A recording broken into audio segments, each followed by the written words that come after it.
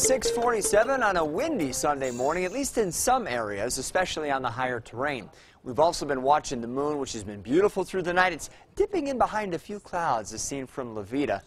Cool lighting as the camera is in low light here, running in black and white. It almost looks like it's snowed. It hasn't. In fact, it's going to be a little bit more like summer today across the area. Mentioned the wind. There it is in Monument, blowing the trees around in People's Bank. It's out of the southwest at 22 miles an hour and has helped to push the temperature all the way up to 61 degrees. And that's about as warm as we should be for an average high temperature, and this is, 6 o'clock in the morning, so should tell you how warm that air overhead is. Nice looking start to the day at the Pueblo Chieftain Studio. So far over the Steel City, we've kept the wind at bay. Nice little color on the eastern horizon as the sunlight is starting to catch some of those clouds, so we're getting some oranges and reds. And outside of the wind, it's a pretty morning. Red flag warning goes up starting at 11 o'clock, lasts until 9. It includes everybody. So fire weather is going to be a concern with the combination of heat and wind and very dry conditions that we're expecting. We'll also have a few clouds floating around through the afternoon, but they're not going to do much to drown out the sun. So the other big thing will be the temperatures, which once again will approach or beat records. We'll go with 80s and 90s, in fact mid-90s out here across the lower Arkansas River Valley, so real warm at lower elevations. Head up high enough will be generally in the 70s. Leadville will be 64, not 94. Computers having a sleepy moment, I suppose. Skycast is showing overnight tonight partly cloudy conditions, so we don't have any concerns with what's coming out of the sky. We'll be worried more again about the wind.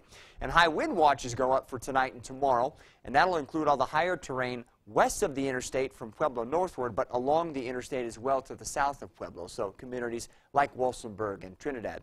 We could have some gusts at lower elevations around 60 miles an hour, and up across the mountains they could be higher than 75, and that could cause some damage, so that's a lot of wind.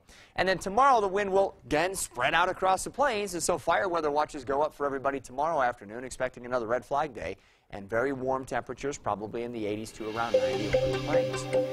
After tomorrow, we'll get the reality check in the temperature department. We'll come back down to near seasonal averages on Tuesday with highs in the 60s. And then we'll continue that slide into Wednesday. We might have a tough time getting out of the 40s, and if we do, with the wind blowing, it probably won't feel like it anyway. Wednesday night into Thursday morning, there could be a quick shower. That storm looks to go far enough north that wind will probably be our main concern, as well as obviously the cooling temperatures.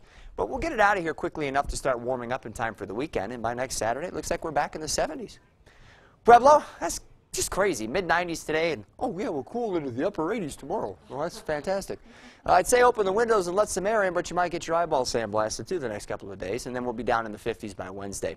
So we do get that change in temperature, a couple of cool nights to follow, and then right back up to near 80 by next Saturday. Canyon City, a little closer to the mountains, might have a little bit more wind than your neighbors in Pueblo farther east, which just means more annoyance.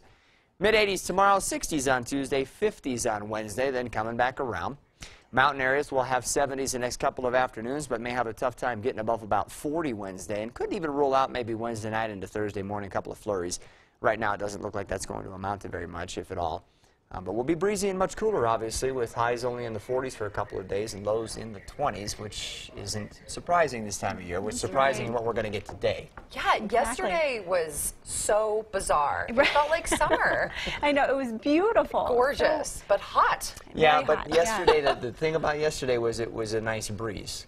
Today it's going to be a ridiculous wind. So we've got those jackets, huh?